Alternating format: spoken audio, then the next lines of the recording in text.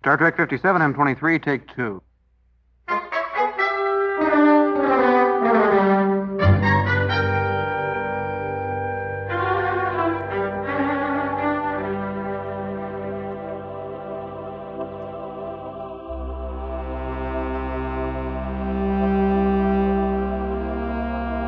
It's the It's Got Star Trek podcast.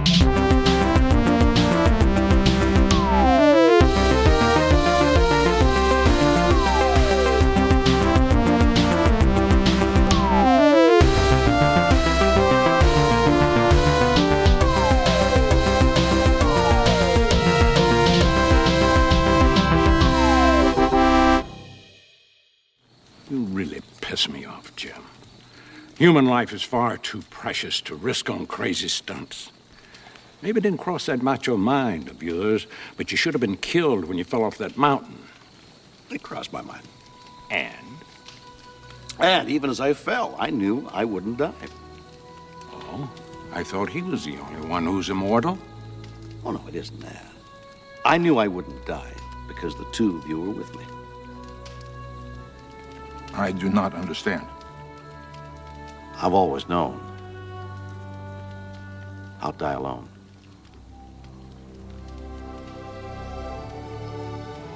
Well, I'll call Valhalla and have him reserve a room for you. All right, Dan, ready? Jesse, ready? Yep. Ready to go? Are our levels okay? I think so. You want to do a quick Chief test? O'Brien. Milana's on it. Hey, Okay, let's do it! I think levels are sounding A-okay Okay. in my book. All right. And we've got a lot of In podcasting your to do. book. So, let's get right to it. Okay. We needn't bullshit people around. No. We needn't do They know that. what Hey, the to time's expect. going on already. Yeah, because we started the podcast. Oh, we're already did? 20 seconds into it. Oh, no. Look at that. It's clicking away. I gotta get on it. Yeah. Balana's on it. We're on it. The It's Got Star Trek podcast is on it. Brave soul. Welcome. I was hoping you'd play that, actually. Hello, boys. Oh, man. Alrighty, so there's some clues for you in addition to the title of this episode. We have traveled far! We are about to embark on a two-part episode. Two episodes. Two-part episode. Two episodes that will unified will be a discussion of Star Trek V: The Final Frontier. All right. Star Trek Jive. Okay. All right. Oh. We're doing two. What were you saying? We are about to do 2 episodes for. I doubt tripped to myself go to- up because I couldn't. I was mentioning that we were doing a 2-part episode, as in there will be an episode this week and then an episode next week to conclude our discussion, because we're talking about a movie just like we did with Star Trek 3. We want to stretch it out over 2 episodes. When we did Star Trek 6, the only other movie that we did, we just put out like a 2-hour 45-minute episode. Yeah. Oh, was it super long? It was That super long. That was in the Oh, olden really? days. And that was in the so- olden days when we didn't. We didn't even have sounds or anything. We Or were anything. real We didn't raw. have Yeah. any gamey games or soundy sounds. It wasn't even a podcast. It was Yeah, just just- two, we were just 2 hours and rambling. 45 minutes of silence. Jibber jabber. Digital silence. I don't believe this. But you should go check it out nevertheless. But with Star Trek 3, The Search for Spock, we split it into 2 separate podcast episodes, and that seemed to work very well. That was my idea. Yeah. You made that up. And so we're taking that idea, That's why it following was up my on idea. that. I made it up. And now we're doing Star Trek V: The Final Frontier. This, what you are listening to now, is part 1 of the 2-part episode. He can't be serious. He can't be serious. These are serious charges. Indeed. Okay, and so this week we'll try to cover sort of the first half of the episode, or the movie, I should say. First half of the movie. It's We know- one big episode. We'll see how successful we are at that. But basically, we'll cover the first bit of the movie, and then next week we'll cover the last bit of the movie, Star Trek V: The Final Frontier. Your threats amuse me, Captain Chekhov. But Captain. but Chekhov. first we will. But first, that's how I like to go into everything. But first. Have you've been saying that a lot lately? That's just actually I don't remember if it's on the podcast or in real life. No, it was one other time in the like a few podcast episodes ago. Okay. I was talking about. I think it was actually probably several, more than a few. It was All right, several. so you've can a few had be a some buffer. several? Is a several more than a few? Several is Several's more than a few. Yeah. So you get one. You have a couple of things. Couple, You got a few things. few. Few Then is you have 3 several to, things. 3 to 5. Several. Yeah. Many. Yeah, several's got to. When a you little when you subjective. imagine somebody saying that they're bunch. dealing with several things, you imagine like a harried farmer juggling eggs. Just you got all these eggs. What about He's like, a- I got all these eggs I got to deal with. A bushel. You have a bushel? You made that up. Well, a bushel seems more manageable somehow because you just sort of grasp you put it in a big basket. grasp it by yes. the husk, by the hand. Well, anyway, The husk. This Grab is- that bushel. by I the don't husk. think I could take it in my present condition. well, we are going That's to evident. try to get through this swiftly. Because one reason we're doing this is we're recording this all in one night. But that's just not What? to, Who not says? to, not to give away the secret. What? Not to give away You made the that up. secret. I don't believe this. Yes. So anyway, we're all a little amped and jazzed up to discuss Jazzed. Star Trek V: The Final Frontier. We hope you are jazzed up to Star Trek listen Jive. You have no authority. to our to our discussion. A reminder, of course, we do have a Patreon, which conveniently can be found at patreon.com/ Can't be serious. / It's Got Star Trek, And I will destroy you. where we post a bunch of goofy, silly, fun stuff there. If you'd like to help us out, that's one good place you can go to help us out. Sign up for that. Sign up for free. You don't get as much for free, but hey, it's you'll be notified when stuff comes out, and maybe you'll be enticed somewhere down the line to buy some stuff. Or That's exactly what I'm counting on. I guess get a subscription. I don't know. You guys know how Patreon works better than I do. Patreon. Okay, we did that. Oh, but if you aren't into the Patreon, another way you can help us out is to give us a review. And if you give us a review, longtime listeners will know, you will get a haiku. Acknowledge. Yes, a review for a haiku for a review. You get a haiku for a review. Dan will write you a haiku, custom haiku. He won't use AI or nothing. If you don't write a review, you get a fuck you. That's Jesse's sort of private policy that Dan and I You've developed a sense of humor after all. Dan and I keep bringing this up to Jesse.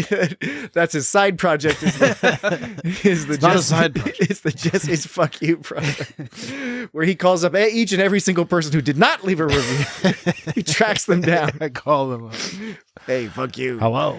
For a moment, I thought you might actually do it. Indeed. All right. Well, how about this? I think to get us started off, nothing better than by starting with this voicemail that we got from Sin Sarah about Star Trek V: The Final Frontier.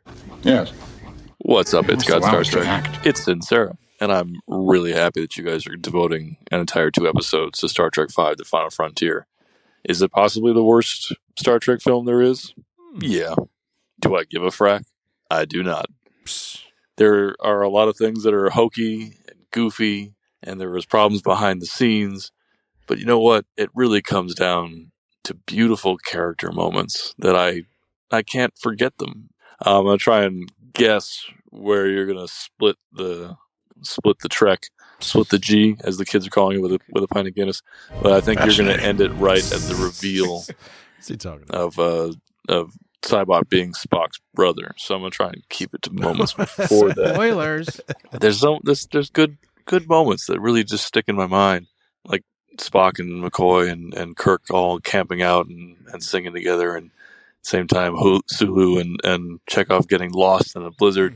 They're just fun moments. No, row. And I'll even when I'm going through my annual or semi-annual rewatch of all the films, I'll usually skip it at first, and I'll go from Voyage Home, and I'll start with Undiscovered Country, and then I'll go to the Generation films, and then when I'm done, I'm like, well, it's time to watch Final Frontier, and it's always the one that I kind of end it with, and it's like, yeah, whatever.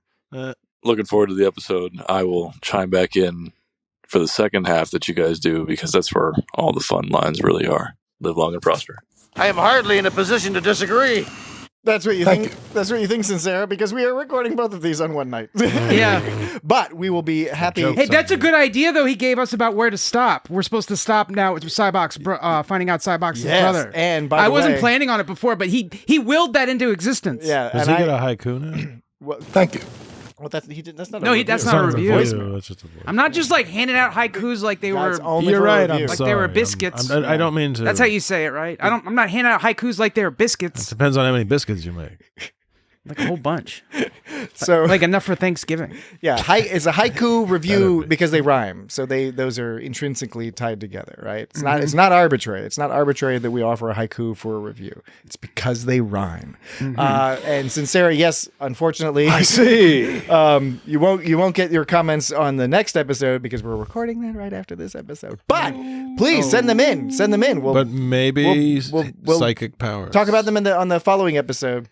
And people will still get to enjoy and appreciate your comments. And thank you very much for your comments. And Thank you.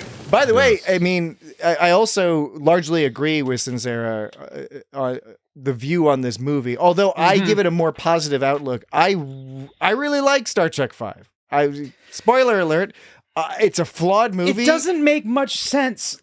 Like a lot of it, I like there's certain parts of it that I really dig. Yeah. Like some of the there are some like emotional moments. The music is good. There's some music cool, is fantastic. There's some awesome scenes. There's like a nice ambiance. Like for example, when they're on the.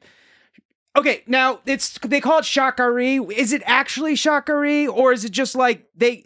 Okay, the question is: so Shakari is at the Shakari. It's at the center of the universe. Now, is Shakari supposed to just be the center of the place, the magical place at the center of the universe, or is Shakari like more like Eden, like they say it is, where it's a magical made-up place? I think that's a good question for the next because episode. does Shakari actually exist? Is that Shakari, or is it supposed to? I think let's no because it's obviously that isn't fucking God, No. right? Well, I'm getting yeah, too far, aren't I? No, but you make some very good points. Right. Anyways, my point was. But let's start at the what I was going. Okay, Yes. where I was actually going with that is that like when they first arrive at the planet, like there was it was a cool feeling of wonder as they were going through it and stuff. So talking about the nice moments, it's a flawed movie, and I think frankly, people who the whole thing that the Cybox and the crew's turn doesn't fucking really. Like Look, the crew just all fucking basically mutinies halfway through the movie off camera. Yes. Like we don't see it happen. They're just all of a sudden they're. This is a flawed movie. Vague, yeah. It's a flawed movie, and it deserves. I see one directed by William Shatner. Most of the critiques that are sent its way, but there are plenty of flawed movies that people enjoy, and this is one of the ones that I enjoy because I enjoy it better than some other movies in the franchise. Honestly, I enjoy it better than Motion Picture. Definitely enjoy it better than Nemesis. I think I enjoy it better than Insurrection, which is not a. I don't dislike Insurrection. It's just sort of like I can watch this movie. Insurrection is the most over and over again. Insurrection is the most like blah. I don't give a shit. Exactly. Well, that's the movies. thing there's less motivation to rewatch it, even though I don't find it bad at all. I find it very entertaining. Well, that's why well done movie. That's why I say it's like kind of like. Bleh. But you don't need to see it again. Yeah. This is a movie that I come back to because even though it is in some ways profoundly flawed, there are also things that I still remember so vividly, and not just remember, that I've incorporated into my sort of personal philosophy over the years. And we can touch base on that as we go through the discussion. But a great place to start is with this opening sequence with this guy named Ja'an, by the way, which I never knew that was his name before, but his name is Ja'an, which it sounds like a lower decks Vulcan. Is that the guy with the joke fucked name. up teeth? Yes, it's the monster man who's digging holes. And How can I repay you for this miracle? And the opening to this movie. Wait, this part. You're a Vulcan. Yes. If you remember what's happening on screen at this part, that was the weirdest. Yeah, because he pulls because Cybok pulls his hood back and starts like laughing, or he's smiling, and then he's like, "You're a Vulcan." Yes, I love this. This to me is like I can imagine being in 1989, being like, "What the hell is going on here?" Yeah. It's really intriguing. The opening scene to me is crazy because like it starts with this sort of like you see this dirt farmer like all hobbling around looking weird. Still unclear what he's doing. And he's a hole farmer, right? And it looks like he has the most miserable fucking life, basically. It's like the shittiest guy ever. Right, and then off in the distance, like you see like Cybok approach them as if he's like one of the fucking wraith riders, or who are those? The ring wraiths. Ring wraiths in the Lord of the Rings. In the Lord of the Rings. That's the Nazgul. Yeah, that's what he kind of looks like because all the shit's flapping around in slow motion. Yeah. You see this guy going like do do do do do, and then it cuts to like. And he's got to run to his like weird little rock gun. Yeah, and it goes do do do do do, and then it's back to the horse going. And so it's this intro, like this fucking this really intimidating, crazy creatures coming across, and then it kind of that like was a cool alliteration. Yeah, I didn't even crazy creatures coming across. Okay, cool. I didn't even mean to do that. I apologize. But then it like switches like on a dime. Basically, he takes off his shit, and like we don't really know what happens. We just know he kind of like looks at the dude, and the dude's like, oh, I'm all better now. This is problem number one. Share your pain. Problem number one with the movie is that Cybok's influence is unclear how it manifests. Right. Which becomes more ridiculous later. As if a weight has been lifted from my heart. Yeah. But by the end of the scene is total 180 from the beginning of the scene, which was like epic and slow motion, and there was tension and all this suspense. Yeah. And at the end, you just see like, you're a Vulcan, and he starts going goo goo goo goo, and he like makes this weird face. I don't know what he's doing with his hands. He's like touching his hands to his face. He's a weird alien man, and he's upsetting, and I love it. And like I love it. Why is he touching at his gums like that? And then why is Cybok's response to just laugh like, oh ho ho? Yeah. Like he's that king that's all like laughing at like at his I fucking love this shit. At his fucking his jester. His fool, or just like just sort of like being like your analogy. You know how kings? Well, you went with it. He's his bitch now. You know how kings like they're going, oh ho ho ho, yes indeed. Like Aslan in that South Park episode who was supposed to be like fucking what's his name from The Lion, the Witch, and the Wardrobe. Jesus C.S. Lewis, who was friends with J.R.R. Tolkien, who wrote the Lord of the Rings, which you referenced earlier. It's interesting. Yeah, so I know many interesting things. Dan. So and Aslan, it's all based on. In the end, that's all based on a Jesus type character, right? Yeah? Aslan is, that was C.S. Lewis. Like Tolkien and C.S. Lewis had an ongoing debate. Tolkien did not like that C.S. Lewis was making such overt Christian allegories in his story. He was a kook. And I didn't realize this now, but I just compared Cybok going, oh, ho, ho, ho, to like Aslan, but Cybok is sort of like a pseudo-Jesus kind of wannabe Jesus. Well, yeah, character. He's like a prophet. So that's what Jesus, a cult leader. So that's what Jesus. So that's what Jesus leaders do is they go like, ha ha ha, of course, yes, ha ha, you are right. Food for everyone! Ha ha ha! So I love this opening scene because I do think it's really intriguing. It's cinematic. Overall, this is Shatner. He's not Kubrick, but I think he has a lot of interesting shots that he. Where did you get this power? And a lot of interesting ambition throughout this story. He doesn't accomplish all of it, and where he doesn't, it's a problem in some cases. The story itself is very ambitious, and you get that flavor right here in that opening scene because you're like, what is going on? Why is this guy digging holes? Who is this crazy Vulcan guy? Why is he laughing? That's weird. Because again, 1989, this is a new idea, this laughing Vulcan. And how many the weird fingers, alien guy with his weird teeth. How many Vulcans had facial hair? That's basically none. None of them. So that was another thing that was odd. We just did not see many. True. I think you saw. He's like the only one. Yeah, it's not many. Until you see Spock as a young man being all weird and Discovery. Yeah. Or if you go to Mirror Spock, Spock, of course. He had a goatee. Yeah. But I think that's a really interesting start to the movie. Now. Yeah. As I said, it does also have that clue to the problem. One of the problems in the movie is that the mechanism of Cybok's influence is never adequately explained. No. Is it a telepathic thing? Is it some special thing he learned in secret Vulcan lore? No, I don't know. But because and in the opening scene, it doesn't matter because you're like, okay, this is a guy who's digging fucking holes. It's probably not too difficult to convince him of hey, stop digging holes and come hang out with me. Right. But as you say, Dan, and we'll talk in more detail about it later, when it comes to converting the entire crew of the USS Enterprise, that's like what? And that's okay. You have to explain more to us, and you didn't. And we don't know. Like the closest we get to an explanation of what he does is with McCoy, like because it's basically he's giving people and all of a sudden there's like a hologram or something. Yeah, well, that's again, it's the conceit is that we're holograms enjoying a shared hallucination. But yes, what I was saying is, he's presenting this hallucination. He's able to immerse the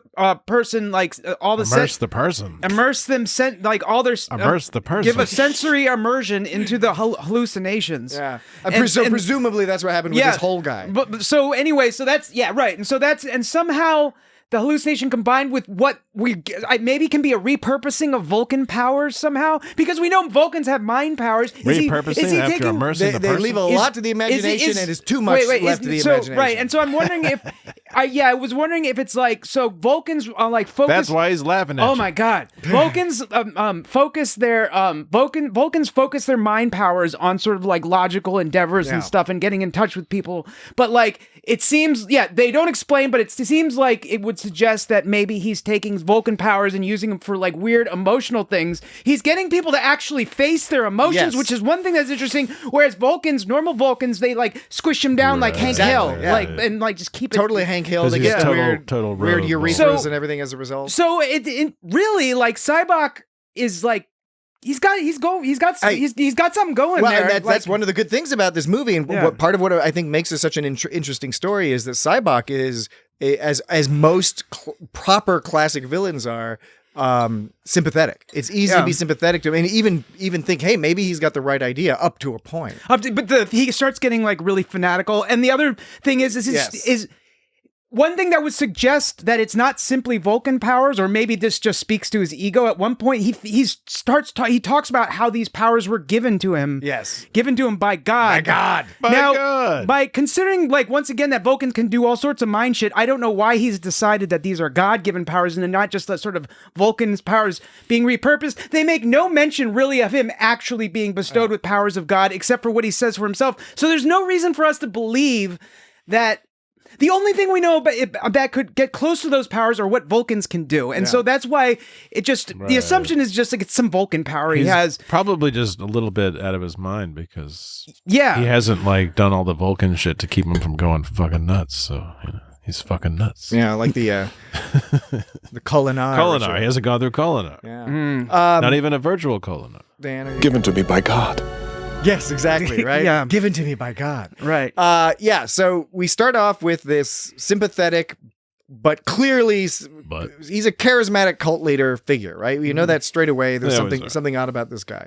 And then we transition into another thing that makes this movie a proper classic for me, very important to Star Trek lore, which is we get to see the initial camping scene, now, the mountain climbing, and then leading into the camping scene. Row, row, row your boat gently down the stream. Row your boat gently down the stream. Row your boat gently down the stream. Row your boat gently down the stream. Merrily, merrily, merrily, merrily, gently down the stream. That shot at the beginning where Kirk was climbing the side of that mountain.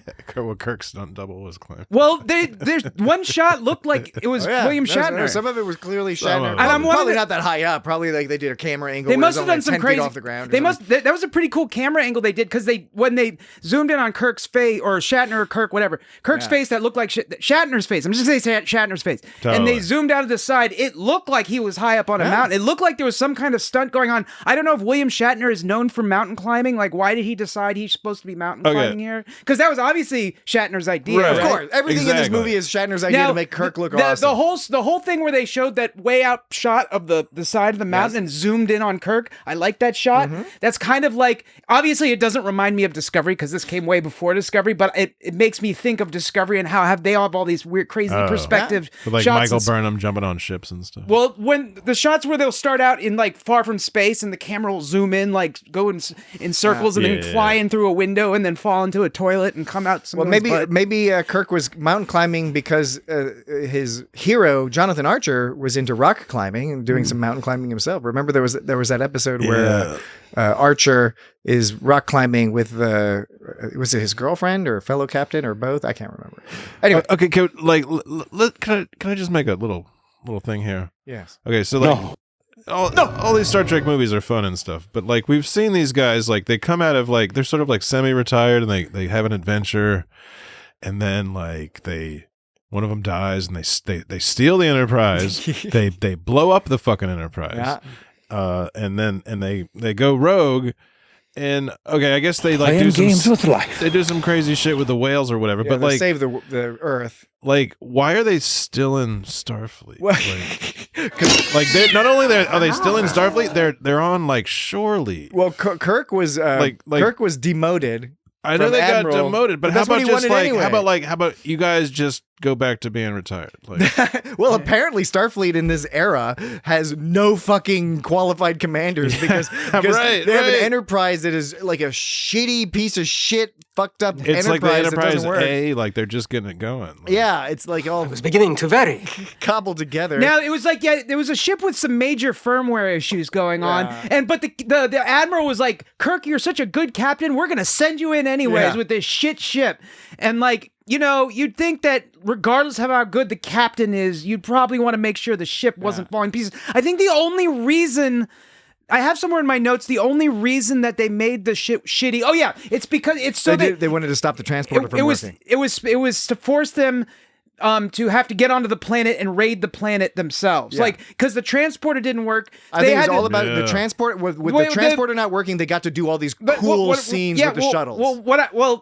I think it was just to move the plot along. I mean, that too. 100% to move the plot along with shuttle scenes. Right. Well, no, let me fucking say it, okay? All right. I'm okay. saying what I'm saying. All right, good. Okay, I'm saying that the reason that they what were they doing?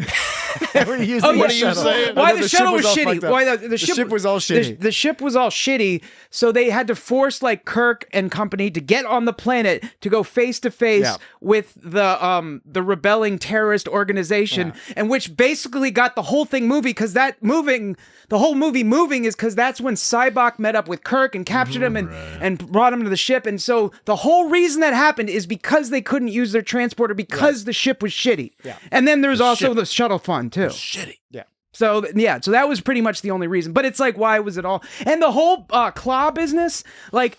There was always a threat of violence from that dude, but nothing ever happened. Yeah, right. Nothing fucking happened. And they were talking about like, but he looked fucking hot as hell. Yeah, he did. And I love how they make the inside of the Klingon ship look back then. It's so gritty and dingy in there. Bare. It's so awesome. But like, at one point, I think they were saying, "Oh no, the Klingons are pissed because General Cord has been captured. They're gonna come after us." I don't think Claw's coming after them because he gives a shit about General Cord. From the start, they make it known that all Claw cares about is glory and blowing shit up and looking like a badass and just being a dick. So he was just the whole role of that whole Klingon and Claw business was to just introduce some chaos into the plot to sort of mix things up as it goes along with a thread of tension that never actually was tension. Klingon chaos. Because it ended because all Cord had to do was to be like, stop that, you know, and at first Cord was just like, oh no, I'm too scared to like send him an order to stop doing what he's doing. I don't know if he's afraid that Claw was gonna kill him or what, but Cord was like, I'm a foolish old man, I can't tell people to stop doing shit. But that's all he did. And then Claude just was like, oh, I'm sorry. And then it was all good. So that's all that it took. And I don't even know why Cord was so worried. I don't know either. But you know what? What I do know is that it's about time for us to take a break. Time for a break. Yes. It's time for a break. Because we have to move along with alacrity here. So we will take a break. And when we come back, we will continue our discussion of part 1, the first half of Star Trek V, The Final Frontier. Be right back. You better. Release him!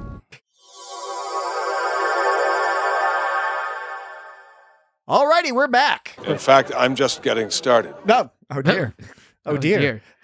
Speaking of getting started, the movie really gets started with this El Capitan business, which we almost discussed and then got distracted. But main bits there is Kirk, of course, you know, and Spock. Like, if you just take it from describing, you're like, Kirk tries to go climbing, he falls, Spock saves him. But it's all the interactions. Spock makes him fall. But I know Spock does make him fall by being distracting. I know. So I don't know why. I mean, Spock could have figured out that was some bullshit. Spock probably what he was wanted doing. him to fall. That's probably Spock's goal. That was like heading up there. There were a few silly moments in this movie, and when Kirk fell off the mountain, that was a silly moment. But I didn't dislike that because I actually thought one thing that this movie did well was it has frequent moments where it has a really touching setup. Right? Something philosophical, something emotional, making some point, because this movie does have a lot of larger points that it's trying to make, and I do think it makes a lot of them effectively about found family, for example, about life and death and all that other stuff. But an example is Kirk is up on the side of the mountain. It's that shot you were talking about before, Dan. And then Kirk is taking a break and he's looking around at the fucking majestic Yosemite Valley. And then You call this relaxing? and Spock just shows up wreck. out of nowhere and starts fucking haranguing him. And to me that was it was amusing, and yes, borderline silly. There's a lot of silly stuff in this movie, but it was kind of like a Lower Decks thing. Lower Decks was really good at that, where they would do silly to touching, but then undercut it a little bit, just a little bit. Yeah, but I mean, with the silly. I mean, obviously, Lower Decks though is a more comedic show. Than... Lower Decks is more comedic and also much more advanced in the writing department. I mean, the whole and idea all that okay, I guess with Star Trek at this point, it's kind of lame to complain about all the dangerous shit. Lame to complain, man. This guy's all about the rhymes tonight, rhymes and alliterations. I'd say it's lame to complain that a captain is doing shit that's too dangerous for his position, because obviously every captain in all Star Treks does dangerous shit they don't have to do. But Kirk is free soloing up a fucking mountain. I mean, it's and crazy. the mountain that everybody dies. Yeah, yes. And Spock is, like you said, Spock is just harassing him, and then he falls off a cliff, and then Spock catches him, and Kirk's like, "Oh my god, if I do," Well, I think that's why we identify the most with McCoy. A lot of this movie is in my opinion, identifying with McCoy. You really piss me off, Jim. Yeah, and it's so cute to see. First of all, McCoy wearing a loosely bound kerchief. Oh yeah, right. Loosely bound. I actually made a note about that. He looked like Mr. Furley from fucking Three's Company. Jack. Yeah, that weird like hippie tie or whatever. I loved it. Cowboy hippie tie. Well, everybody looks all like awkward in like their civilian clothes. They just like everybody like looks like they just don't know what the hell to do when they're not on the fucking space. God damn, irresponsible. DeForest Kelley was known for being like a pretty smooth dresser. Now you take it, whatever your opinion on how it, but he was always dressed in like in the motion picture. That's just like DeForest Kelley just wearing his own like 70s clothes with a beard, a big old medallion. And then here he's like old man DeForest Kelley, where he was wearing these kerchiefs. You see his chest hair a little bit. How do you like that? This guy never changes. But I was just so delighted seeing McCoy worried, looking on, talking about getting worried about talking to himself, Playing games with life. which is a silly joke, of course. But I thought it was an effective joke. You two could drive a man to drink.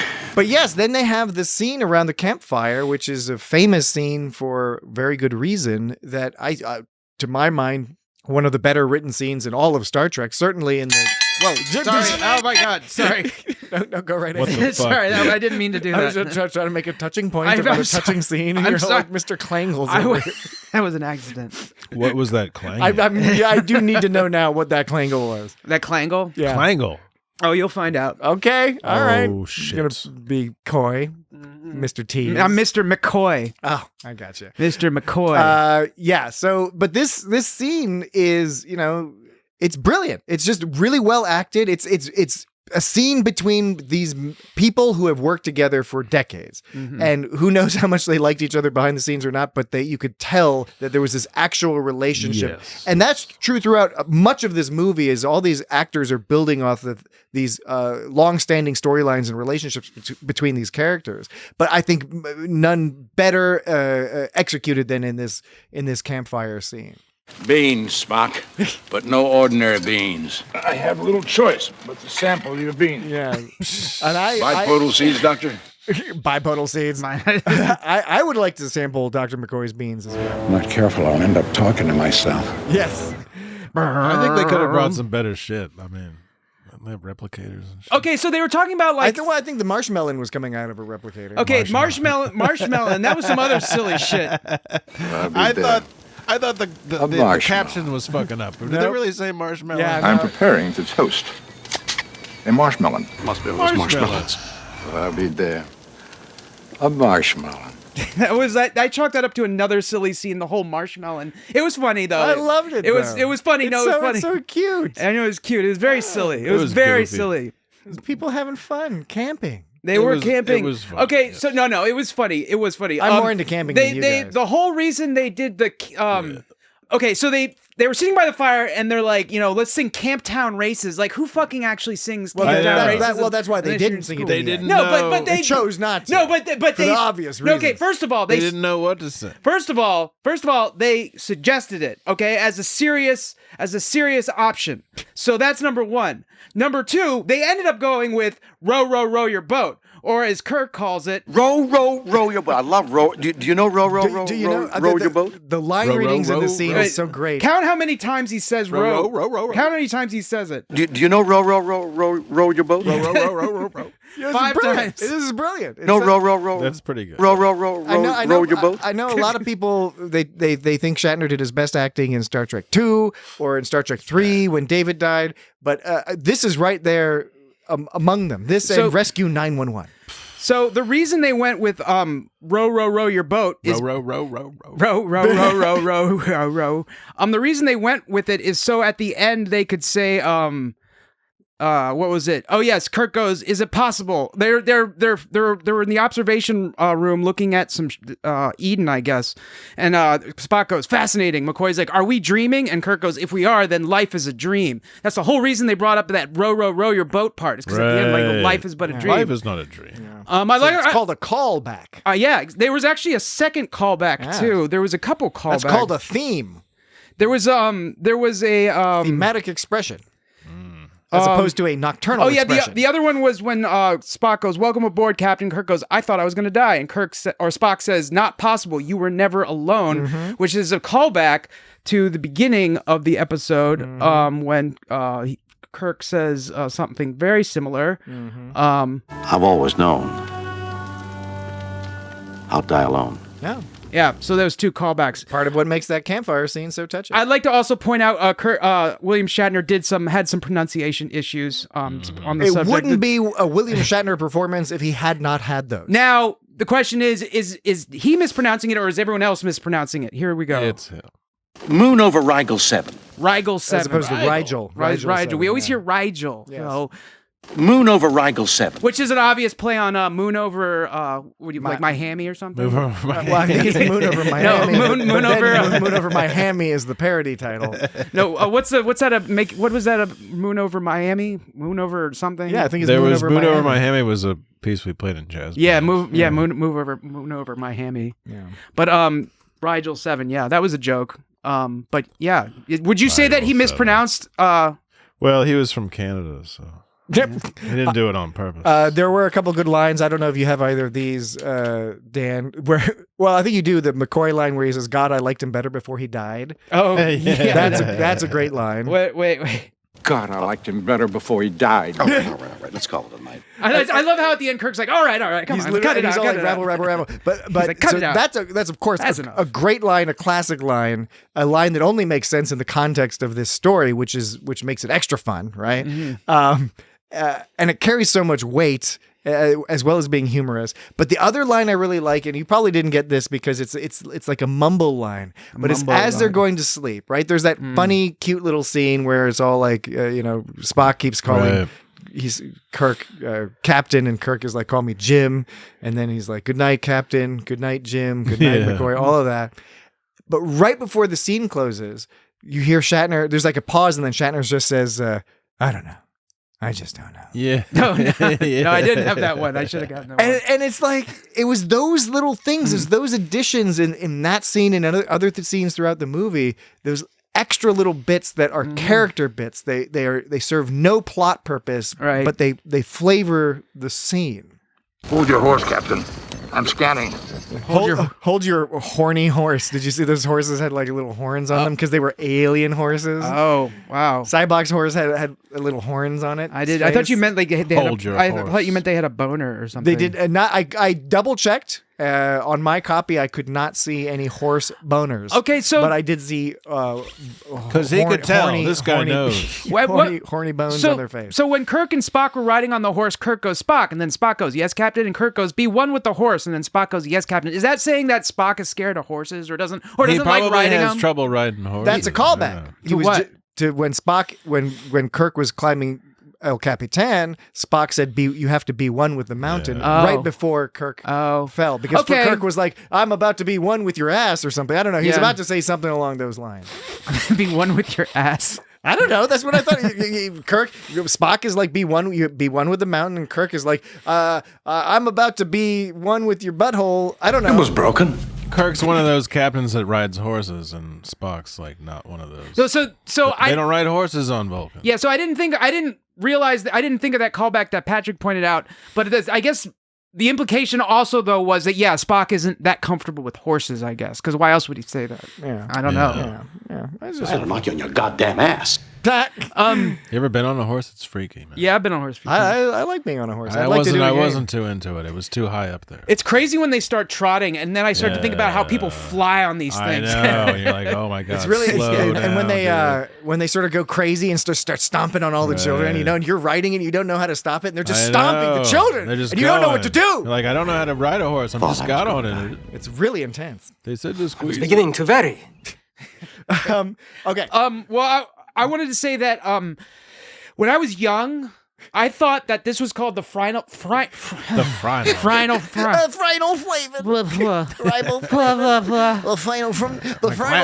off of my face. I am in need of your assistance. All right, what did you think it was called when you were very young, Dan? When I was young, a wee lad. When I was 17. When I was a wee lad. I drank my very first beer. All right. When I was a wee. All right. I don't know what's happening, Dan. You're scrolling up and down your screen. You're not actually saying when I was wee. Ooh, squee.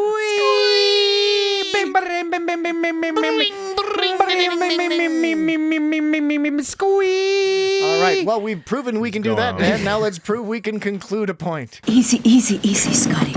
Easy. Okay. When I was young, I used to think that this was called The Final Frontier because it was to be the last Star Trek movie. Was it to be? Wasn't that a theory for a while? Not wasn't really. A theory? You sort of got never that a theory? impression because it kind of sucks. Well, no, it can't be serious. It was not necessarily considered to be the end. In fact, when they got around to doing Star Trek VI, Harv Bennett had the whole idea about doing a Starfleet Academy series, and then the network or the studio was like, "Are you crazy? We need more adventures with these folks." But that was the one. Then they were like, "Oh, then now we really have to make it the end." And that was partly because Star Trek V was not very well received. It did not do nearly as well as Star Trek IV and of course the other movies. But anyway, so we move along home to Paradise City, right? Where the grass is green and the girls are pretty. Yes, like the song. But Shatner was not willing to pay for the rights to use that song. So unlike a J.J. Abrams movie, if J.J. Abrams were remaking Star Trek V, I'm sure they would have gotten the rights to Paradise City.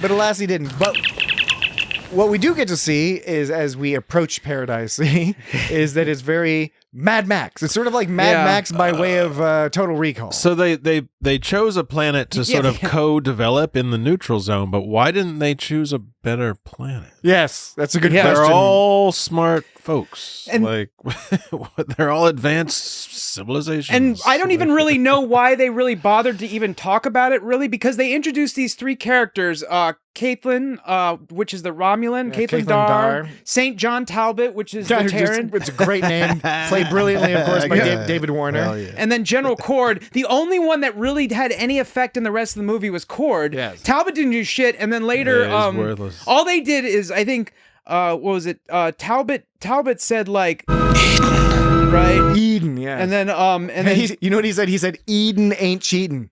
Get it? Yeah. Mm-hmm. And then Caitlin, all she does later is go, For favor. For favor. They just Itu. Kuitu. Gesundheit. indeed. Kuitu. Gesundheit. Yeah. I know. But like nothing really came of that plot line. Nothing ever happened with those characters. It's like I don't even know why they introduced them. Again, it's another example of hinting at. Like I said, Cord is the only one that had an effect. Yeah. He's the one that all he had to do is like, you, Mr. Claw, you get back in line, you know. Mr. Claw. And what they've done here is they've hinted at an interesting story. Or watch these puny things die horribly. Good. Not the most well-placed clip, I'd say, but still a good clip nevertheless. Okay. He said that he was saying you have to do it, like you were saying. You were saying something, and I was backing up, saying, "Yeah, you got to do it, or watch him die." Do it. All right. I don't think I got to conclude what I was saying. What I'm trying to say is, my bad. The setup, again, like so much of this movie, this is a flawed movie. But flawed does not mean flawed to me is not the same thing as bad. Now, maybe there are people who don't enjoy it. I understand that. Again, that's fine. There's so much good hinted at here. There's some actual good, like the campfire scenes and other stuff that we're talking about here, and the sexy Klingon guy. But then there's the stuff that's hinted at that's just not fully realized. And one of those things is this idea, like Jesse was talking about, of them of the great powers coming together and creating a boondoggle project, right? That's interesting from a foreign policy or sort of a geopolitics standpoint. That's kind of interesting. It would be cool to know a little bit more. Why they do that? We can infer some stuff, right? Talbot pretty much gives us the exposition along with Dar. Dar has the most exposition in this entire movie, where when she's introduced, she's like, "Hi, my name is so-and-so, and by the way, 20 years ago, our three peoples came together." She's just explaining it all. I don't know who you are or what you want, but I can tell you this. Our governments will stop at nothing to ensure our safety.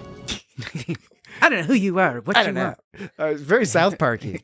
But there's a lot that's intriguing about this, and I'm not even saying you need to know more details. But, I mean, I guess you don't. It's just kind of it kind of introduces something that I would have liked to have spent more time with it if it's going to be introduced. Yeah, exactly. Like, and I agree with you.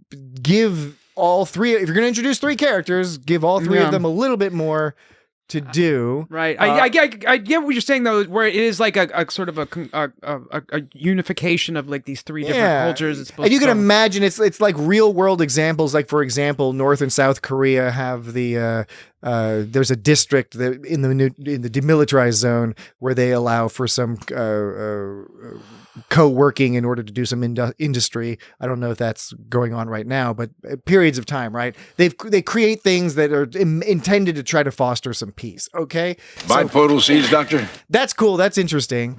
It would have been interesting to see some more of that. Where we're lucky, at least to some extent, is that you put somebody like David Warner in this role of Talbot, and he's able to, through his acting, through his characterization, give us a lot more than what's on the page. He has basically no lines, but he really pulls off this weary, probably alcoholic or substance abusing is the impression you get, just totally used to be into diplomacy or whatever and has totally become jaded about it. You can read all of that on him because he's just a really great actor, right? And I think you can do a little bit with what is it, John Cooper? It's Charles Cooper. Charles Cooper was also in a video called "Love Your Customers."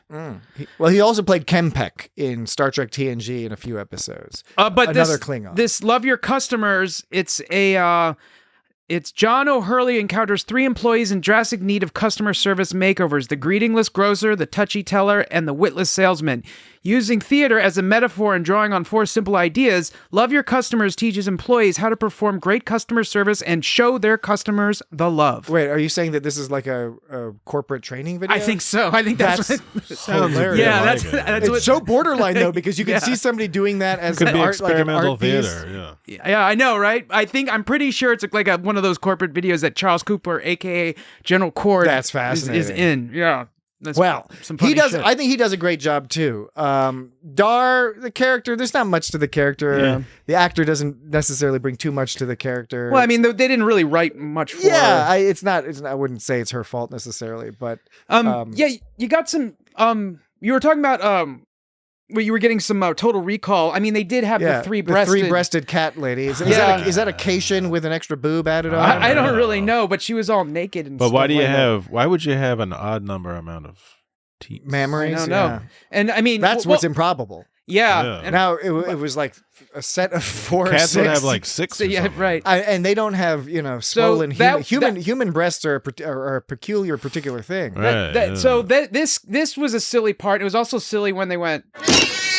When she hit their tail and she went. I mean, That was, yeah, but it was, was great. silly. It was funny. It was so silly. I even as a child, I remember watching this movie and being confused as to why throwing her into the water pool table seemed to render her instantly dead. That's it. Yeah. Okay, yeah. Was she instantly dead? That water pool table. First of all, they have a pool table with filled with water on a planet that I'm sure is running pretty low on water. Like the dude's that symbolizes excess. I guess it symbolizes excess, but that did not look like an excess bar. That It looked did like, not look it like looked an like excess bar. a Mos Eisley Cantina. It was exactly or like something. fucking Mos Eisley Cantina. And It was like a total we want to be Star Wars. Right. And also another silly part of that scene is, or actually I guess it was technically a few scenes after that, but in the same location, when Kirk picks her up and throws her in that pool, which you just mentioned. Yes. He fucking military presses her like a few feet in the air, like 20 feet across the room. It was the most absurd throw. Well, cats have light bones. Okay. You know? I know they're bendy. They're just bendy. You know, what is he, like 50 or something? I know. And he can and he can climb a mountain, no problem. But he wears a t-shirt that says "Go climb a rock." Yeah, he does. Yeah, he does. But, just like Boimler wears in Lower Decks. But he got all winded when he was taking the ladder up that shaft. But he had not no as problem winded with as the McCoy. McCoy was the one who was like, "Dude, I can't fucking do this." Well, shit. no, McCoy was struggling hard, but you could see Kirk was kind of McCoy was like, I should be retired, and you're making me climb up a hilarious number of ladder steps. The journey you undertook to reach me could not have been an easy one. Indeed.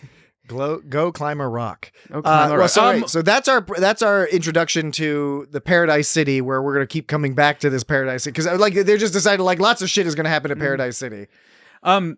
Actually, back a second, real quick. I just wanted.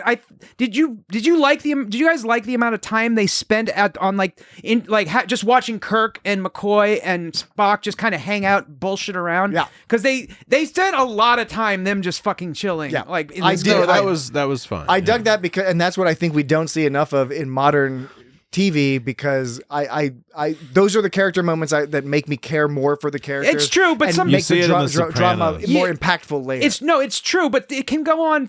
I'm not saying it necessarily did, but to me it started to feel like it was at least borderline getting too long. I think that one potential issue this movie has is that, and maybe it's because I wished a few of those other scenes were fleshed out a little more. Maybe they could have trimmed off some of here. But it's also the way this is supposed to work is you can do the character stuff, the chilling stuff. Not only can you do it effectively for the sake of doing it, it actually can make your story better, because again, if you care more about the characters, absolutely, then you care more about what happens and their decisions later. But what's necessary is that it's also jumping into other scenes of interesting stuff that's hinting at what's going on while they're chilling, right? So the rest of the story is still supposed to be going on, and they do that in this movie. It's just do. It's just, but I didn't say do D. No, but you said do. Because those other two dudes, we got bigger problems to deal with. Are they in Yosemite too, and they just got lost? Or are they somewhere else and they got lost? I don't know. They look like they're in Yosemite. I mean, it looks like it's just down up the path or something. I absolutely 100% agree that these scenes make you care more about the characters and thus makes things more impactful. My only point was maybe they could, in my opinion, and I totally am fine if someone disagrees with the amount of time, that's personal preference. In my opinion, I think they could have shaved a few off that and added to a few of the other spots that were simply because if we had more time, if the movie was twice as long, sure, keep all that shit in there. But there's things that I kind of wanted, I'll ask the audience to write in at feedback@isgotstartrek.com. He can't be serious. Subject line, I disagree with Dan, and then in the body of the message, say whether or not you disagree with Dan. We'll just use I disagree with Dan as a subject line just so we can collate all these messages together. Very well. Do what you must, but no more. Speaking of doing what we must, it is about time to take another break. It's what? It's yes. What? What? Oh wait, you also implied you were talking about how they're old friends that hang out together, and you were like, I don't know if they necessarily got along. Was there rumors? In real life? As I know, but was there any sort of rumors that Shatner and Nimoy I think it's on and off again. It depends. And Forrest Kelly. Was there any rumors? There are tales because we always heard about the Shatner. George Takei thing. I think those three got together, got along better. That's what I assumed. But I don't know that they were hanging out at each other's houses. Like Shatner likes hanging out with Henry Rollins and fucking people like that, right? Well, the other dudes are dead now. Well, you made that it seem too. you made it seem like it was mildly scandalous, or at least that was not my intention. I was just saying that regardless, scandalous is I the have wrong no word. idea. I'm not knowledgeable enough to understand what their real But life there was a relationship thing between Takei and Shatner. Yeah, but and Doohan as well. Doohan didn't like Shatner, but Oh, I didn't know that. yeah. But anyway, that all being put to one side, right over here. I'm just gonna put it right over here. Let me just hold on. Let's just. Excuse me. We're gonna put it right over here. Don't We're gonna do put that. Right over there. Don't do that. Okay. And then I can see it from here. Don't do that. you don't like when I do It's that? over there. Would you prefer that it was a little over here? I like it better over there. Like it better God, over don't here? do this to me. All right, Dan. You don't You are like mad. that? All right. I understand. I know. It is a little uncomfortable. Unwise. All right. What isn't unwise is if we stick to our format and keep moving things along by taking a quick break. And so we're going to do that Break, right now. babies. And when we get back, we will conclude part one of our two-part discussion of Star Trek V: The Final Frontier. Be right back. Stop!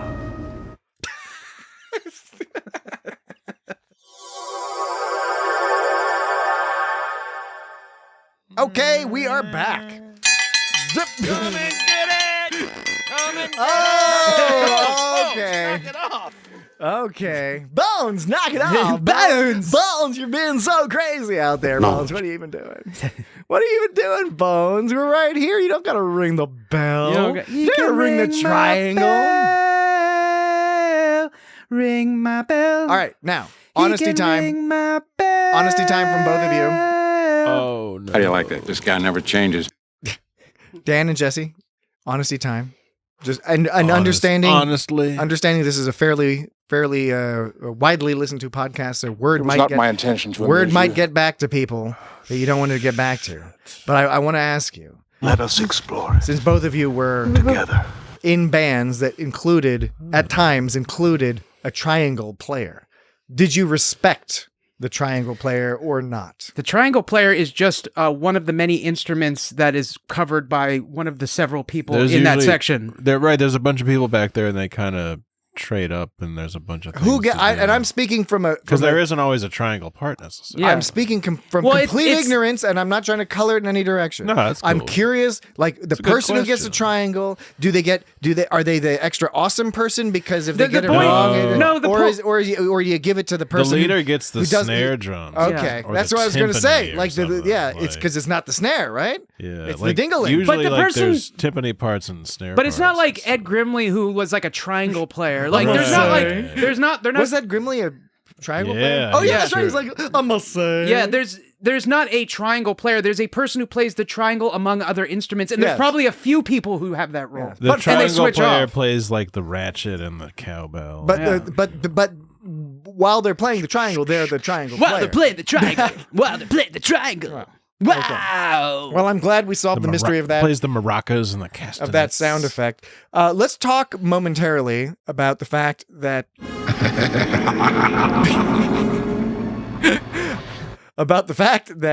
in order to save money, this movie reuses basically all the TNG sets.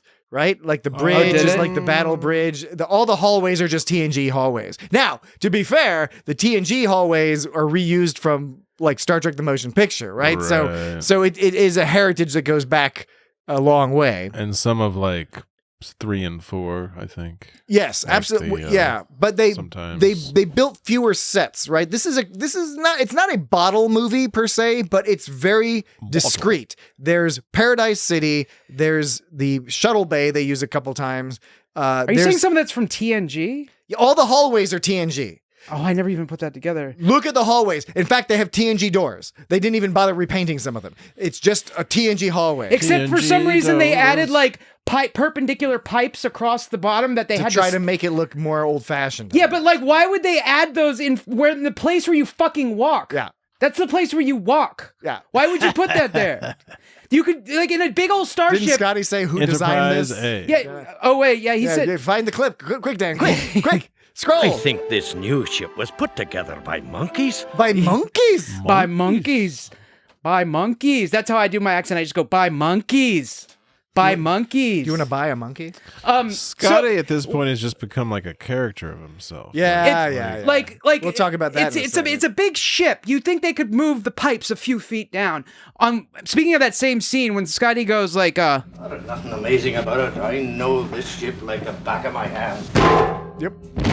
Like I remember specifically being in a theater, like I was really young, and I kept saying to my mom in the theater, I kept being like, but he didn't hit the back of his hand. He hit the front of his head. Yeah. He hit the front of his head. Because in my head, he was like, the joke was, I know it like the back of my hand. Yeah. The joke I thought would be like, I know it like I thought it was like the back of your head was the joke.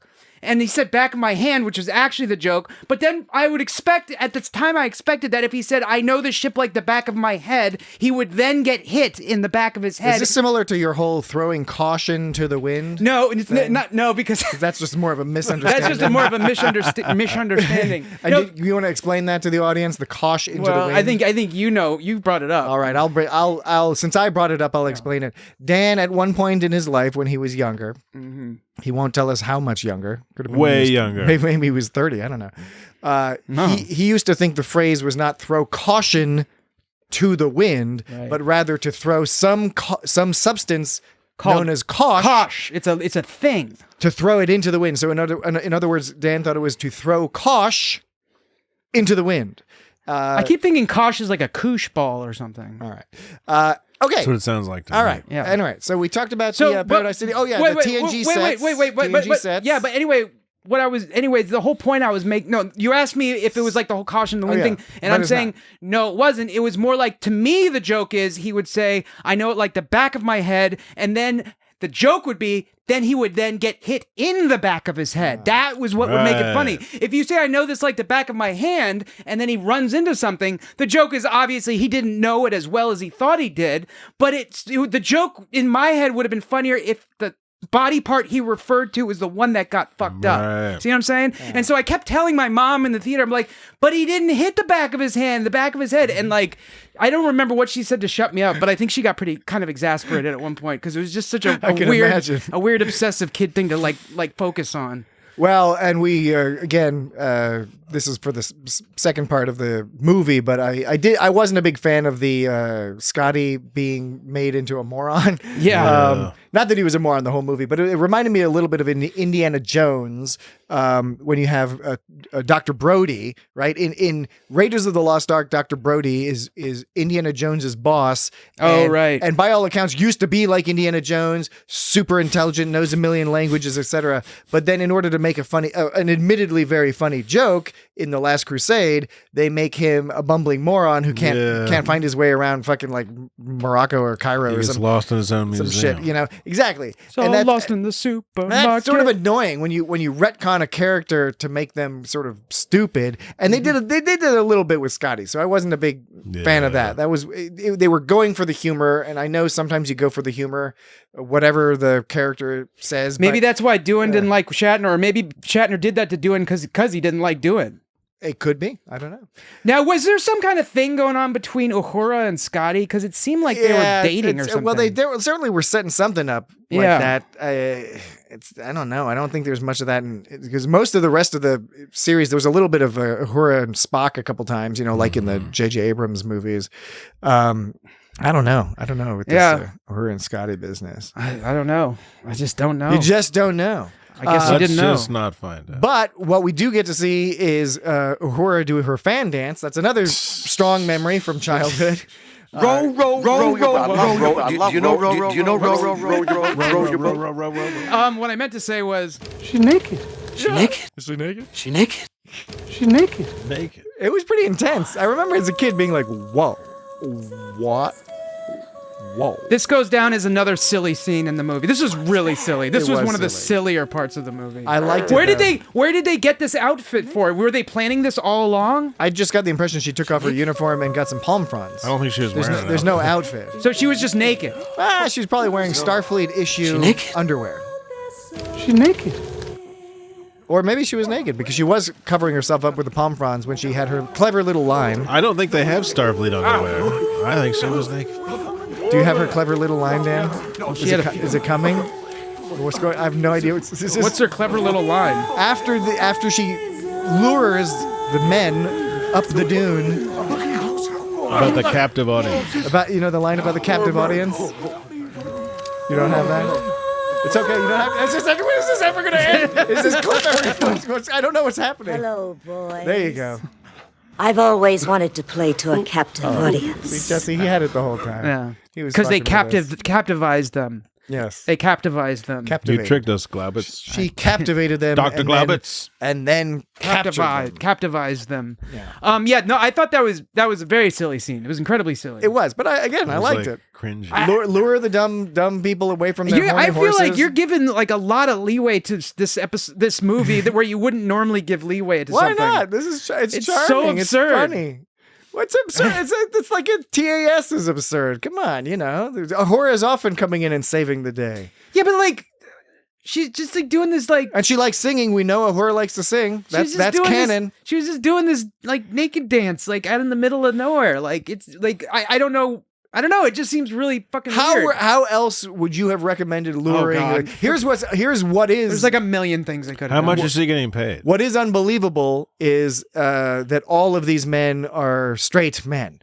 That's a little silly, right? Because Ahura wouldn't have worked on all of them, one would presume, right? Why is it all men anyway? Why can't there be some women hanging out watching the It was a very male gazy scene. It was a very male gazy scene, but it was also making. It was a fugazi. But it was also making fun of the male gaze. I don't think it was making fun of the male. Okay, gaze. You're right. Maybe I'm giving you too much credit there. You're right. Wallowing into it. I mean, I guess you could say those dudes the rebels were comical in how silly they were, but I don't really. They were like shimmying their way up the sand dune. Yeah, but I'd give that was much. The guy was all like, "Oh damn!" I weight it much more in the gazy part than the non-gazy part. Yeah. All right. It's what I'd say. Well, so they're able to get the horses. They invade. There's some fighting. Cybok gets all pissed off. The whole Pavel Chekhov was having so much fun being like, I'm Captain Chekhov. Captain Chekhov. Okay. Like, in fact, I am the president of the association. Okay. I would like to point out something. Dan would like to point out something. He's declared this. Jesse, now we must lean back and we must accept whatever Dan points out per podcast law. As per podcast law. All right. Right. Now Dan is staring at his iPad, which contains all his sound clips. Oh, wait, here it was. Okay, sorry. All right, he's gonna find. It just took me a second. I'd actually looked for this before, and I keep losing a spot. But so Chekhov. What do you notice about these two sounds I'm going to play with his pronunciation? Here's number one. I was beginning to vary. Okay. Now here's number two. You are in violation of neutral zone treaty. Yes. He pronounces the V's as W's and the W's as V's. Yeah. I was beginning to vary.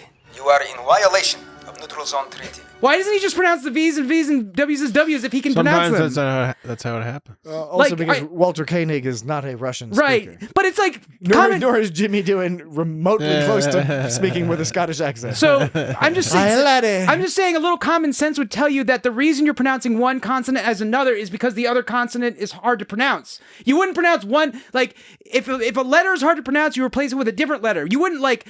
I'm going to pronounce this letter with this one. You wouldn't reverse the letters. I'm with Jesse. Some letters are just pronounced differently. Sometimes you reverse it like that. No, you don't. You don't pronounce. You don't say violation, and then you don't. And then you say. Very. Like you would, if you can pronounce those two consonants fine, you say them like that, and you wouldn't reverse them because you would say what's in your language. All right.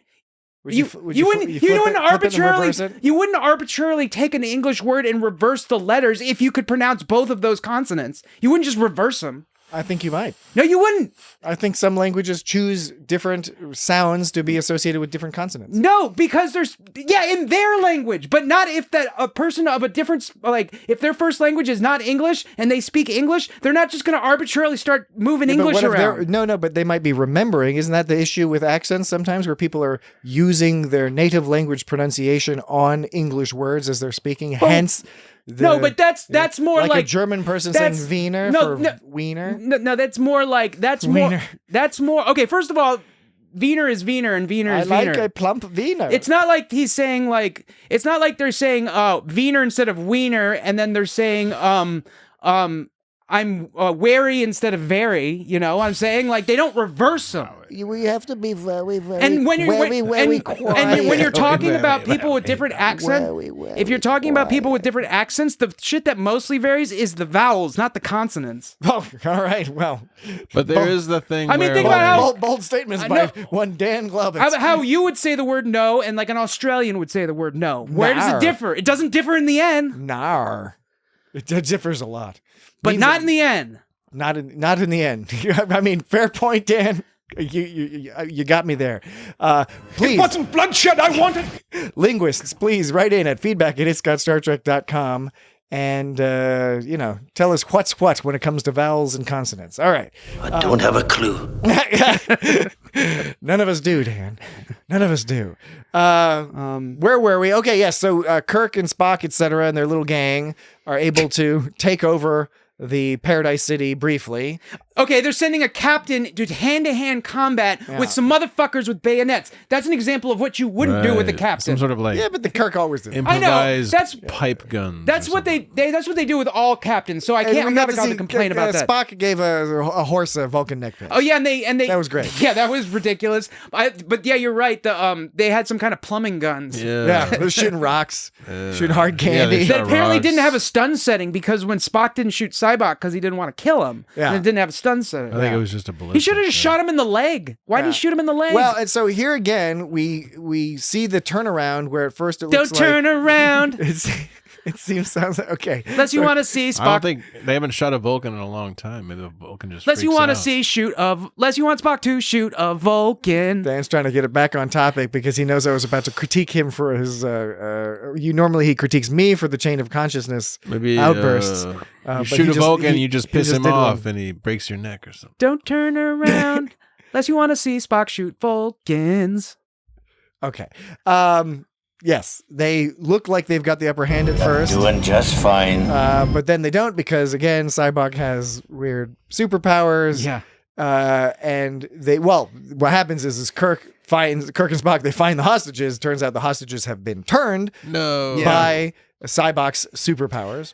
Was John like his... You mean John? He wasn't his first apostle. No. But like he became his Yeah. right-hand man though. Well, that's like isn't that like Peter with Jesus? Peter. Didn't Jesus Peter, I'm not Peter came late and all toadied up to Jesus, and all the other apostles were like, "Hey, we were here hanging out with this brother first, and you're horning in on our shit."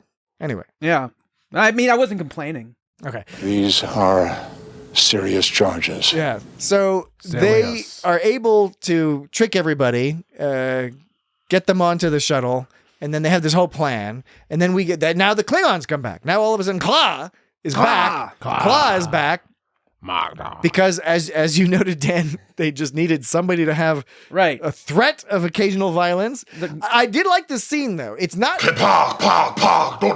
it's not like the most brilliant Kirk maneuver ever, but it is still a fun scene. Are you talking about when they land the shuttle back in there? Yeah, when they land the shuttle in there and Claw is all like, he's good, you know? Yeah, right. Which didn't make sense because Kirk didn't do. I mean, Kirk made the call, but it was fucking Sulu who like did most of the work there. And Chekhov was the one captaining the ship at the time. Yeah, but I give Kirk credit for the strategy, right? No, Kirk is the one who came up with the strategy, basically. I know, and that's the whole reason the captain like gets all the credit is because he trusted his people. He knew Sulu could do it. Right. So that's why the captain gets the credit, right? It's because they're the brain and everyone's their appendage or whatever, right?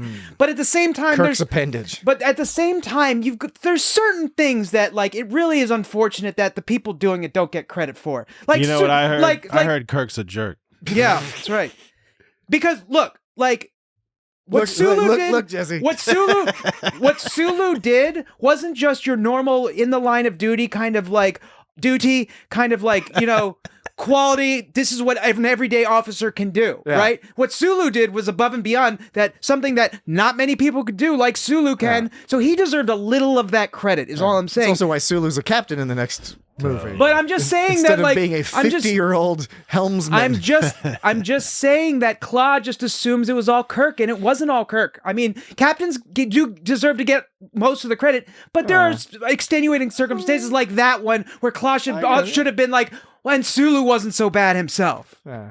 So you would have preferred it if Claw was like, damn, they've got a good crew of people over there. Yeah. What exactly. a good team. What a good It's a very Klingon sentiment. Yes. Yes. Yes. That's I'm guessing that's another one. That Spock yes is probably going to go on the regular rotation is my guess. Yes. Yes. It could, yes. All right. And notice he says He says kapla. Yes. But we're used to them saying like kapla. Well, there's different accents. He comes from the northern region of You're just bullshit. Of Kronos, where they pronounce it Kronos instead of Konos. Kronos. Kronos. Hey, I'd like to fill my car with Kronos. Oh, Lassie, you're the most understanding woman I know. Handing him some fucking like Cheez-It. Yeah, I know. Like, what the fuck was that? I don't know. But we do need to start to close down this first Are chunk. you fucking kidding me? Yeah, but we're almost. What are you there. waiting for? God, you mouthed that. That was weird because you don't usually mouth that. Just play that again. What are you waiting for? Yeah, when Dan played that, he mouthed it in perfect. It was perfect timing too. What's going on? Dude, it's weird. That's weirding me the fuck out, dude. Stop What are you it. doing? It's not good. What are you doing? I don't like it. What are you doing? Very upsetting. What are you doing? Okay, but anyway, they do this Kirk maneuver to escape from Klaus. Sulu maneuver. Okay, they smash into the back of the business. That was cool watching it all go. Like, It was cool. That was a good. And again, again, as much as this movie is criticized from a writing standpoint, it's pretty well structured because we saw them landing in the shuttle bay before in the careful, sedate way with the tractor beam and all that stuff. And, and by showing us that, now we counterpose that with this. It increased the drama of this scene because we saw how it's supposed to look normally. There's something That's about clever. There's something about this movie that touched you just in the right configuration because you're giving it a lot of leeway. And I think I'm providing evidence. This movie repeatedly, as a structure, it's a very well structured movie because they keep having these setups and callbacks to the joke, and that's what's effective about it. By setting up this point later, they can do this other thing, and it increases the impact of that thing. In this case, by showing us the slow version of the shuttlecraft landing. Okay. By then later in the movie, we see this emergency shuttlecraft landing. It's that much more tense since we've seen it in the slow mode. So this is version. this is the moment where this big switch happens, though, because Sulu lands the ship. Basically, he saves the day, and Sulu's all on Kirk's side, and everything's great, right? And then Kirk and Cybok and Spock, they all argue or whatever, and then but then the next scene when they come back, Chekhov is like, I'm beginning to worry, and Uhura out of nowhere is just like, Cybok knows what the deal is, he's like a good guy. We already see... and then Chekhov is like, what are you talking about? And then Sulu, right after he landed that ship and did everything Kirk wanted, he's like, Cybok rules, and like, you are forgetting a scene. You're forgetting an important scene in between there. That happened. It happened when the Kirk Cybok fucking Spock scene. I just mentioned that scene. I was saying that scene.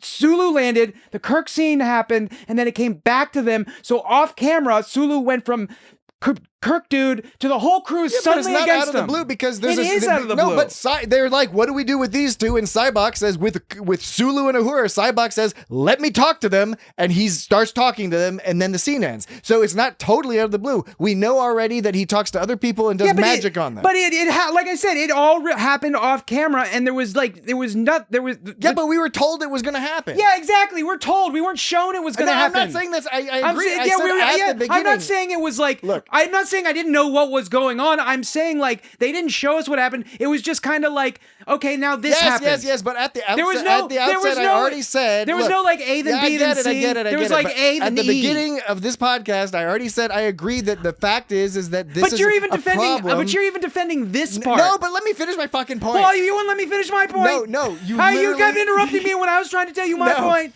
So if you're gonna interrupt me, I'm gonna interrupt you right back. All right.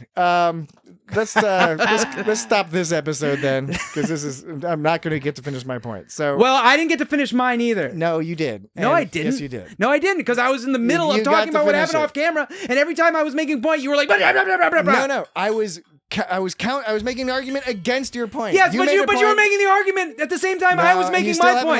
let me Did you never let me finish mine? You can let me finish mine, and then you can argue whether or not I am responding to your point or not. That's Well, another I'm option just too, saying, like, I would prefer if you wait till I was done with my point before you start yours. which I thought you were. Because you sounded like you were repeating your point. Like No, five I was. times in a I row. was repeating my point because you kept interrupting me. That's why I repeat my Well, point. everyone- Is when you everyone interrupt me, understands I it. say it over and I over and get over it, again. and everyone understands it. So now, what I was saying is, Everyone I understands. agree that is an underdeveloped the whole Cybok power thing. Like I said at the beginning, that's a big problem with this movie because it's totally underdeveloped. That being said, they've just already stated outright that he talks to people and does a magic spell on them. Yes. We just have to accept that. And that's so to me, it's like, yes, I find it an annoying part of the movie.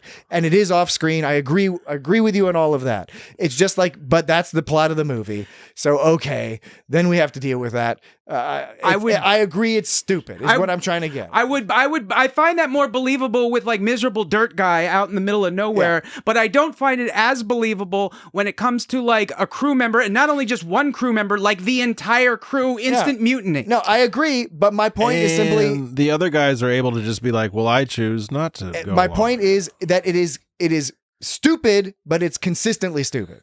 The whole movie, that's all I was making. I was making the point that this movie is structured in such a way that some of the choices are dumb, some of the choices are brilliant, and they're consistent throughout. I don't know if any of them are brilliant. I think all the campfire stuff is brilliant. I thought it was good. I wouldn't call it brilliant. I think it's brilliant. I think it's some of the best stuff in all of Star Trek.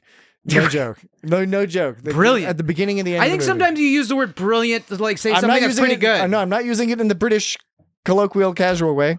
I'm using brilliant in the way it's intended, as in it's genius. See, I think the campfire stuff, I already said I felt it went on a little long for my taste, but it was good. I don't think I'd specifically call anything in this movie brilliant. I thought there were moments of wonder and awe, but nothing I would really call brilliant. Well, how about this? Let's end this episode. There's wonder and awe, but there's not because brilliant. I do think most of the problems in this movie are in the second half. Scintillating The shine. first half of the movie I think is quite good up until this point, and we'll make the final point, like Sin Sarah was suggesting. We see this. They crash the ship. Kirk tries to take the initiative. Fails, but then Spock gets up. Spock has a chance to kill Cybok and doesn't, and then they get thrown in the brig. Kirk is like, "What the fuck?" And then Spock is like, "Oh, he's my brother," and there's that whole business, and there's that's the whole thing of him thinking that he can Cute. escape the brig. They're like, "Oh, there's got to be a way out of this jail cell." because he's Kirk. He doesn't believe in a no-win scenario, right? Right. But Spock was like, "Oh no, they upgraded the jail cells so they're no longer escapable." But so now that's the big twist in the movie, and I think a lot of the rest of the movie hinges on how well you go along with it. I don't have a problem with it because I always liked Spock's argument that you never asked me if I had a brother, basically is what he's saying, right? He's like, I don't like talking about personal shit. And of course we know in real life that's just a silly way to add in a character that has a built-in, again, Nobody asked him about his sister either. Exactly. It's a literary shortcut to be like, we want there to be a specific type of relationship between Spock and this character in order to move the plot where we want to be. And Dan, like you've pointed out, with the shuttlecraft and the transporter not working, they make a few choices here. Is it the Copernicus? The choices are like weird choices, but then result in them being able to tell the plot that they wanted. They worked backwards from the plot they wanted to tell, and they wanted the relationship between Spock and Cybok to be a familial relationship, because they were trying to make a point about found family in Kirk and McCoy and the Enterprise crew, counterposed against a relationship between actual family. So they had to invent this character. And I always thought it was a fun little joke and placates me. I can understand if it doesn't placate other people. Spock's like, oh, I never talked about personal stuff. Mm-hmm. Yeah. All right. Let's call it a day for that episode. And then we will move on to next week. You'll hear part 2 of our discussion of Star Trek V, The Final Frontier. Final Frontier. Final Frontier. And there's a lot to discuss in that last chunk. In the meantime, you can find us on all the social medias, right? You know, all the social medias. You got the It's Got Star Trek on Bluesky. And Threads and Facebook and all that stuff. YouTube, you can subscribe to us on Putts. YouTube. Get us some putts and bips. Dan's just covering for the future. And tops. Because these are evergreen episodes. Blups. blups.com.au. And then, www.itsgotstartrek.com. And if you want to, if you want to leave us a voicemail, like Sincera did, you can go to itsgotstartrek.com/record. They say W. Can you imagine? W is already hard enough as it is, but saying W is hard. It is. I agree. It is really hard. All right. Any sound effects, Dan, to close out episode 1? Well, I mean, I usually have something that I say I play. All right. You want me to play it now? No. I'm just saying. Are you ready? I'm ready. All right, because I'm going to do the whole goodbye thing, and then you can click the thing, and then we can giggle a little bit, and then the episode will be concluded. Okay. And then they can look forward to next week's episode. Oh boy. All right. All right. Goodbye. Now, just a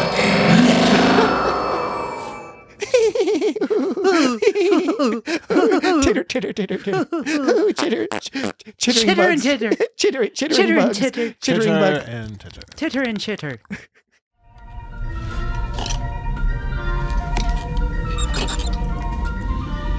What's the matter, Jim? I miss my old chair.